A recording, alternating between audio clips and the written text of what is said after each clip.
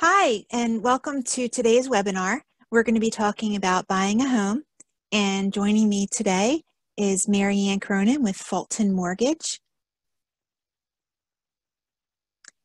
And again, myself, Kathy Blakey with Century 21. I hope to be able to address a number of questions for you today. But before we get started, just so you know that myself and Mary Ann will be presenting to you live today.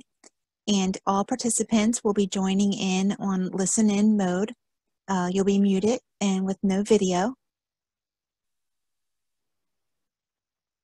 There is a Q&A panel at the bottom of your screen. There are folders that say Q&A, and if you have any questions as we go through, you can go ahead and do that. There's also a button for raising your hand.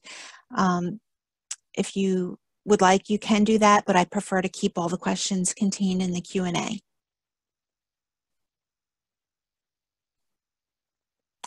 All right, so I'm going to launch a quick poll. Curious where our attendees are coming from today or where you're planning to buy a home. So stay tuned right now. And so it's launching as we speak. And so there's some questions here for you. Just curious which counties you might be in. And if you're not in any of these, go ahead and click on the other. But if you're not sure where you're actually going to buy, that might be unsure. Okay. All right, just give you another moment to click on the poll.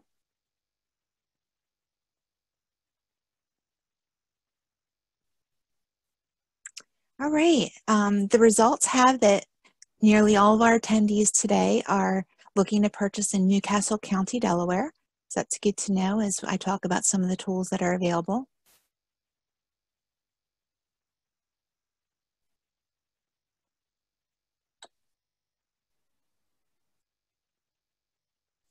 All right, so you have questions, we've got answers. There's questions about timing, there's questions about how do you know what a good neighborhood is? How do you know what schools are assigned to a particular house? And more questions like, how do you know if it's in good condition?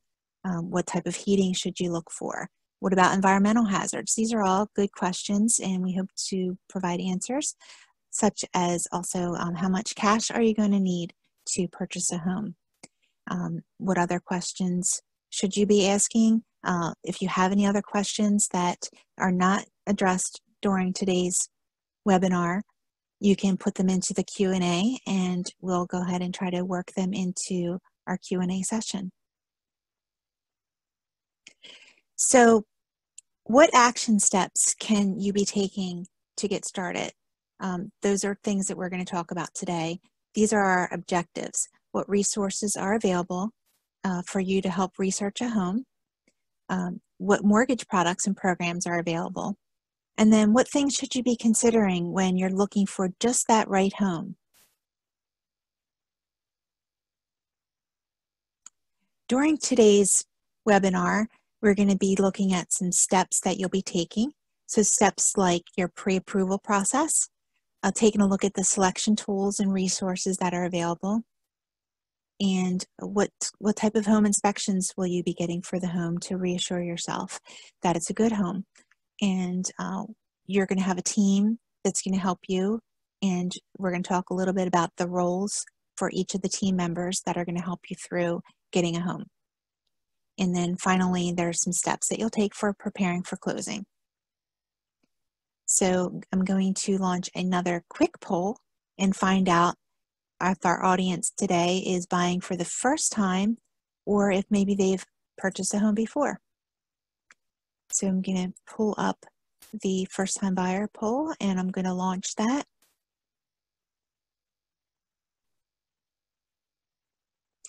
All right, so pretty simple. If you can just take a moment to go ahead and answer that, that would be great.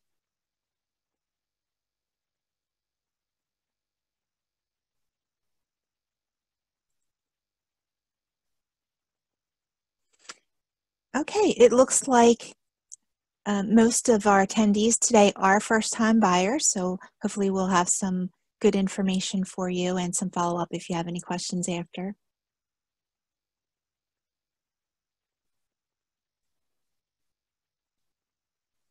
All right, so today we're going to talk about the resources available to you, such as crime links, where you can help to find out what kind of crime might be occurring in your area. Now, there's going to be crime in nearly every area, but it's about relative. Is it a little bit here and there? Is it sporadic, or is it, a lot? You'll be able to take a look at a couple of different properties and compare them as to how much crime is in each area. And everybody has a different tolerance level as well.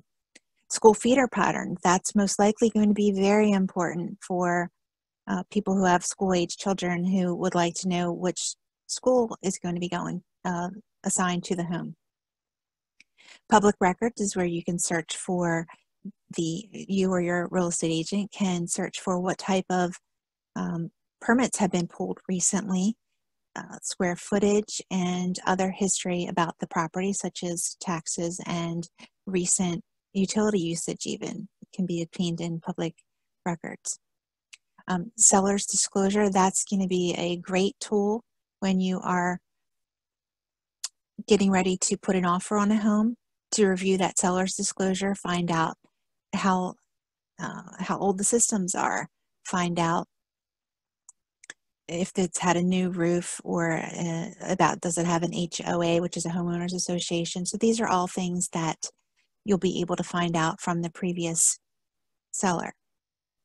And then you have another resource available to you, not specific to the home, but a resource for you to learn about radon, lead, and other environmental hazards.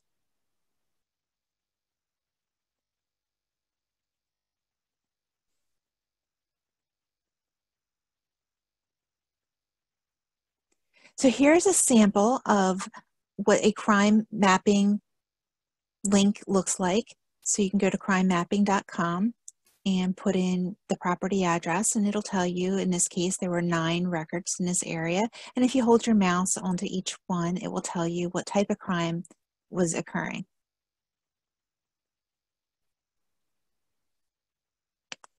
You can go to the EPA's website, and they have great brochures. Their brochures are even electronic, so there's no need to actually order the pamphlet. You can go online, and they're nicely laid out and provide a lot of information for you.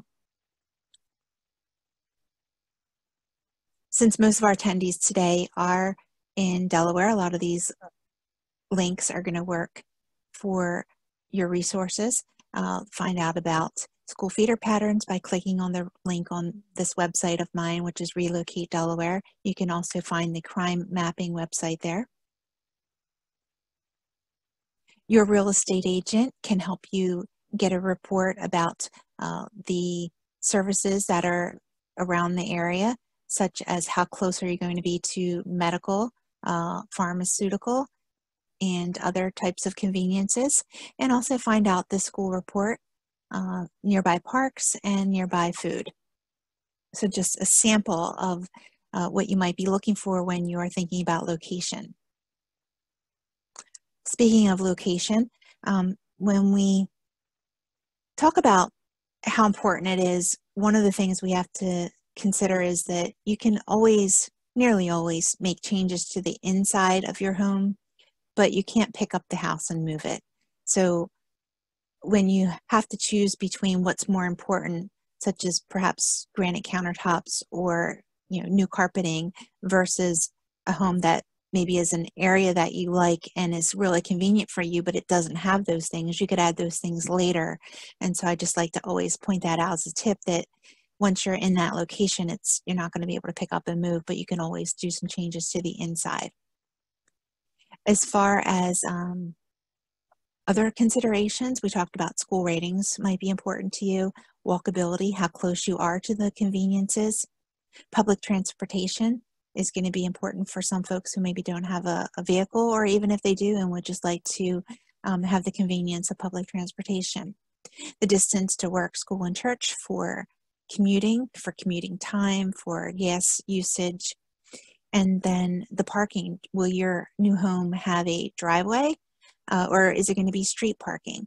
So those are things that you need to find out before purchasing. And then is there going to be street noise, or street traffic. Those are all considerations if you have pets or children that you don't want to be close to a main road. Some things for you to think about there. Now, about the home, there are some things that you want to consider and it's going to depend on your lifestyle. The age of the systems. Are your heating system and your roof newer? If you have a septic system, is it older or newer? Because not only is it going to cost you money, but an inconvenience if these things should happen to break down. With regards to landscaping, are you interested in gardening? Do you need a large lot size? Do you need the orientation to be so much sun each day? How much lawn care are you able and willing to do? Do you need a fence immediately, or is a fence something that could be added later? Picking out these things about the home are going to be important, such as also the material of the home. Is it brick or is it siding? Is it going to be required to be painted or updated every so often? And then there's the green features, so energy efficiency, windows, systems, appliances such as Energy Star, those are important for saving energy, and indoor air quality. Does the house have any mold, or is it have good ventilation? And safety and security. Does it have an alarm system on it? Is it in a location that you feel is going to be safe based on either the crime mapping, or how about the doors? Are they sturdy with good locks? The windows, are they newer with good locks? Things to consider. So before you actually start looking for a home, you need to do some thinking about what's most important. This is considered a wants and needs worksheet. This worksheet is going to identify for you the preferences that you like, and then maybe you rate them for how important it is to you. Everyone's going to have their own opinion about what's more important. And so you can fill this out before you get started. Great. Just to keep things interesting, how about a quick poll? And let's find out a little bit information about your home selection. How about color scheme? Just out of curiosity, I'm going to launch the poll, and then if you can take a moment and give your opinion about this, because everybody's got their own opinion, and there's different trends at different times. So what do you think? A light neutral paint throughout the home? Light gray seems to be, popular sometimes. White is nice and clean, and then there's other colors as well. So just take a moment and let me know what you think, and then I'm going to let you know what the popularity is. All right. So the results today are that most of our attendees think that a neutral off-white is best.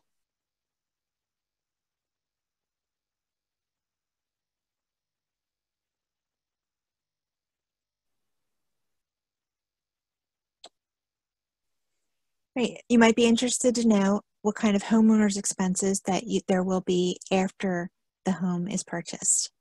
So there's going to be a mortgage payment, of course. It's going to be consisting of the principal and the interest. And then there's mortgage insurance. If you have a loan-to-value ratio that's on the higher side, if you have 20% down, you won't need to pay that. Homeowner's insurance, which is going to protect the house in the event of some damage that's been done to the home. Property taxes, and that's usually included in your mortgage payment. You're going to have utilities such as electric and heating fuel, but you may also need to pay a water bill, sewer bill, and most people will want some sort of cable or internet. And then depending on whether you are in a municipality or if it's private trash, you'll have a trash collection bill. And then in some communities, there'll be a homeowners association, if there is, or a civic association. If there's a homeowners association, there will be a homeowners association fee. It depends on the community. Some of these fees may be just $50 per year. Some of them could be $50 per month. It really depends on the community and what they're doing for that fee. The older communities, you might find that they are just working on snow removal or some common area maintenance or maintaining a sign for a nominal fee each year, whereas some of the newer communities may even have parks to maintain. They may have common area to maintain, and so the fees might be a little higher. Some of the newer communities also may have some deed restrictions and things that the homeowners association may approve. And so you want to look into that before purchasing the home. Right. And then finally, keep in mind that on an annual basis and seasonal as well, there'll be some home maintenance that will be needed, some caulking and other types of system replacements, maybe some maintenance on your heating system. Okay, so once you actually have a home, you're going to get it inspected. Once you have a contract on a home, you're going to get it inspected. I always advise that you start researching your home inspectors before you actually have a contractor. That way, when the time comes, you can very promptly reach out and get one scheduled, and you don't have to start your research process at that time. You want to maybe look at some online reviews, possibly give them a call, look at pricing, what works for you for that, as well as any recommendations from friends, family, realtors. Your home inspector is going to perform 3 major tests. They're going to go through your home in about 2 hours, depending on the size, and they're going to take a look at all the systems. They're going to go on the roof, and they're going to look for major defects in the home and provide you with also any maintenance items that will need to be done so that you have that information. So it's not just about finding out what's wrong with it so that you're comfortable for purchasing it, but also keeping in mind what kinds of maintenance things are you going to need to do to your home once you do own it. So they'll have a list of recommendations for you for that. There'll be a radon test to find out if there are elevated levels. And radon is a naturally occurring gas. It does, there are levels going to be in most homes. It's just a matter of keeping that level underneath the EPA recommended amount of 4. And so if it's higher than that, you'll want to have a radon mitigation system put in, and that'll take care of that. And in the event that you're purchasing this home, when you find that out, we would ask the seller to take care of that expense and get that installed. You'll want to make sure that there are no wood destroying insects, and so there will be a termite inspector who does that as well. In the event that there are major defects found on the home, there'll be a couple different things that might be recommended. You might get additional inspections just to find out the severity. And then also, once we have all the reports, where your agent has all the reports, we'll ask the seller to fix the major defects. And then they will either agree, propose to fix some but not others, or possibly even not be able to or willing to fix any of them. And that's what the home inspection contingency is there for, so that when you enter into an agreement of sale, you're expecting the property to be in a certain condition. And that's the price you pay to price and an offer price based on that condition. If your inspector finds out that there's things, especially the things that are not visible as you went through your walkthrough, then that changes how you value the home, because it may cost you money to get those things fixed. So that's why you have the home inspection contingency. And then we, again, as I mentioned, ask the seller to do some repairs, possibly offer you a credit, or negotiate, and that your realtor will help you negotiate through the home inspection part of this process. As I mentioned, there might be some things that are going to be requiring additional inspections. And some of those inspections might be if you have a chimney, if you want to get a lead paint analysis done, you may want to check the home for mold. And of course, if you have a septic or a well, you'll want to test those items as well. So your team is your realtor, your lender, your home inspector, and your attorney, or depending on what state you're in, title company. Those are the major players that help you. You're not alone in this.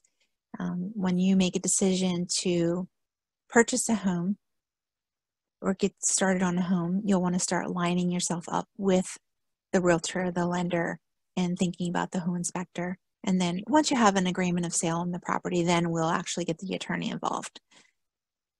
But that was part of your team. Not going to go over every item here, but it will be available to you in the documentation that's available after the webinar. And here are the roles and responsibilities that each, or sample roles and responsibilities that each player within the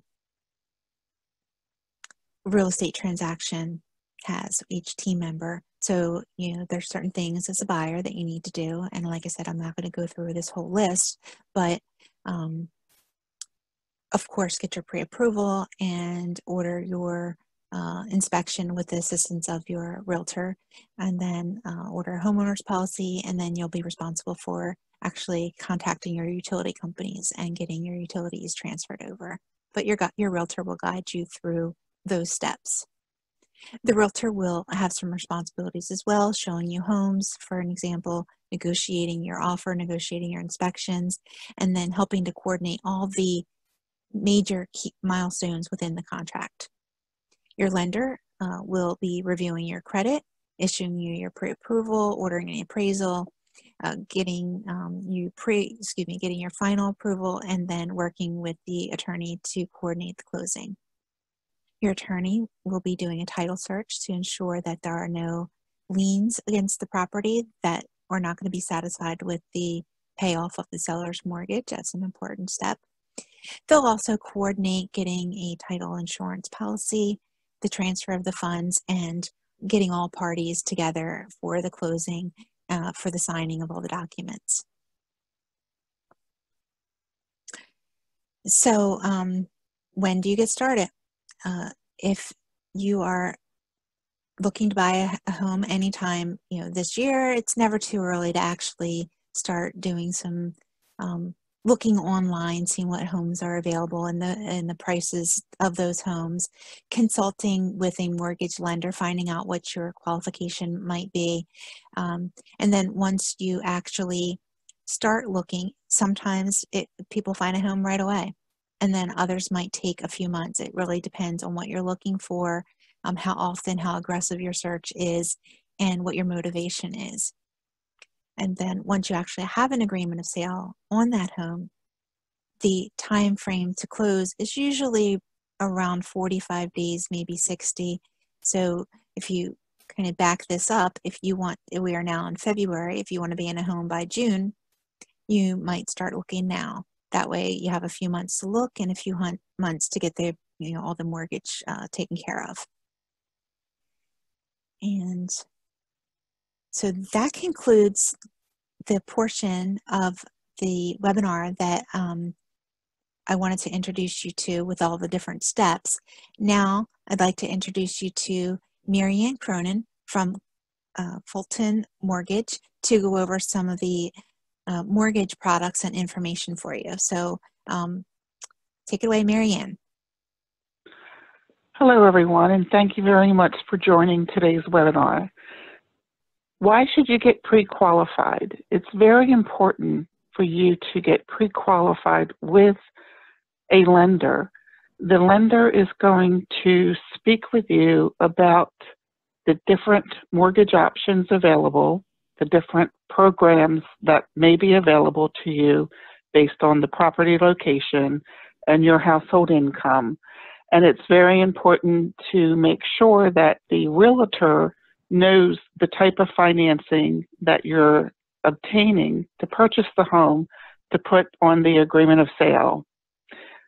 Also, if you should need seller assistance, the realtor must know the amount that you need in order to negotiate with the price of the home and have that on the agreement of sale. There are three key factors that a lender looks at when qualifying for a home and getting approval for the commitment letter. which is part of the agreement of sale, that you must have a commitment letter within usually 3 weeks, 2 to 3 weeks of the agreement of sale being executed. The capacity, you may have heard the debt to income ratio. That's the capacity where we look at your ability to repay the loan based on your income and your existing debt and other financial resources. We also look at credit. That's a very important factor in today's mortgage financing world. The credit score plays a key role in interest rate, and certain programs require a certain minimum score. The other thing is collateral. The property itself is very important to the lender in case of condition of the home. So there are certain times where the appraiser may require repairs to be made on the home for us, the lender, to lend money on the property. Credit's very important, and this is a breakdown of the credit score. And you can see the majority of your credit score is based on your payment history and also the amount that you owe. It's very important. We always try to, if we have a low credit score, to tell people to try to keep the balance owed to 30% of the credit line.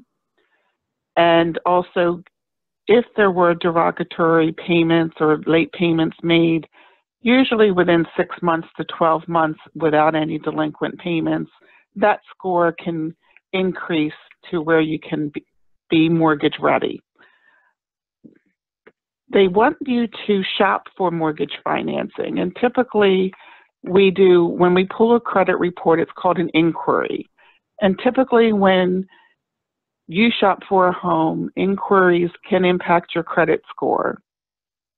But if those inquiries are done within a specific time frame, typically within a 2-week window, it does not impact your score significantly. It's very minimal. It's because they want you, the homeowner, to shop lenders to see which lender can give you the best product for you.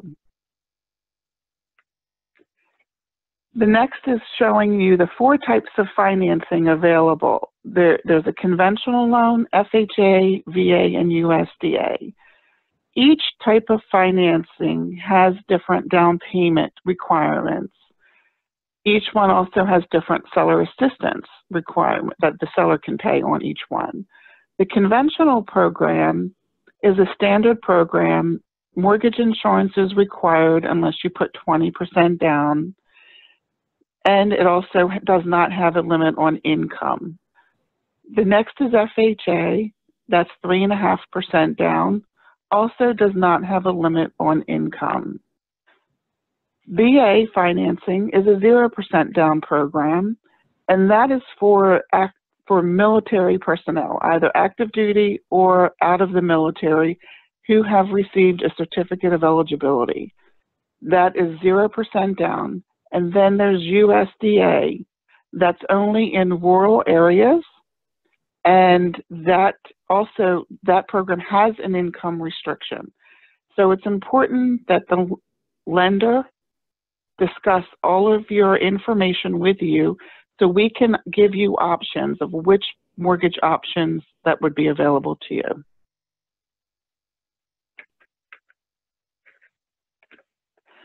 One of the programs that Fulton Mortgage offers is the Home Ready Mortgage. Kathy spoke about mortgage insurance that's required for financing unless you put 20% down. Home Ready Mortgage Plus is a product that Fulton has with Fannie Mae that you could put as little as 3% down, and there is no private mortgage insurance. It's a great program for first-time home buyers, but it's not only for first-time home buyers, it is also for repeat buyers. There is homeownership counseling required, and there are certain income restrictions to this product. Another program that's available through the Delaware State Housing Authority is, they call it Kiss Your Landlord Goodbye. They offer a loan program either is at 0% and it's from 2% of the loan amount up to 5% of your loan amount. And it helps that first-time home buyer or a repeat buyer get into a home with little or no funds. That program can be used for conventional FHA, VA, or USDA financing. They do have a minimum credit score of 620, and the maximum loan amount is $417,000. There is no maximum sale price.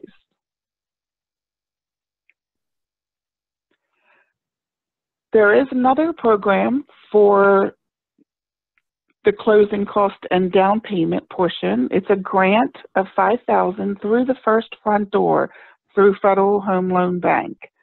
This program is wonderful. It's for every dollar you put into the transaction, they'll give you $3. So the borrower only puts in $1,667, and then they'll give you $5,000 grant. It is not a loan, and it does not have to be repaid as long as you're in the home for 5 years. After 5 years, it is forgiven.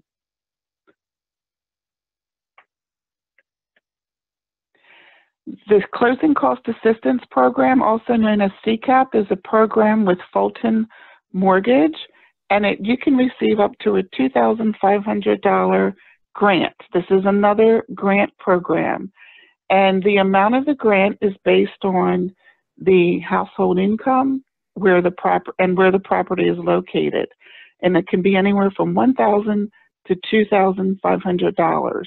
It is not a loan and is truly a grant towards closing costs and or down payment. Okay, so thank you, Marianne. That was great information. Always appreciate it. So just now I'm going to give you an overview of the process. Just to recap where we left off. So you would align yourself with part of your team, so your realtor and your lender. Then you will get a mortgage pre-approval. And once you have your mortgage pre-approval, you can start looking at homes. And the time period that you spend looking at homes is going to vary depending on if you are finding what you're looking for and also your motivation. Then once we find a home, we will negotiate an offer, or your realtor, whoever is helping you with that, will negotiate an offer and hopefully get the home that you want at the price that works for you. And then and your realtor will also help you to determine what price to offer by looking at the nearby comps. I don't think I mentioned that earlier on, but that's an important part of the process as well under the roles and responsibilities. Once you have an offer that has been negotiated, you have a fully executed agreement of sale, you will formally apply for your mortgage, and then you will start your home inspections. And then once your mortgage is approved, you will be ready to move in. So after the offer is accepted, your team starts to work together to coordinate the closing, including ordering an appraisal, a survey, title search, and all those things to get you to closing.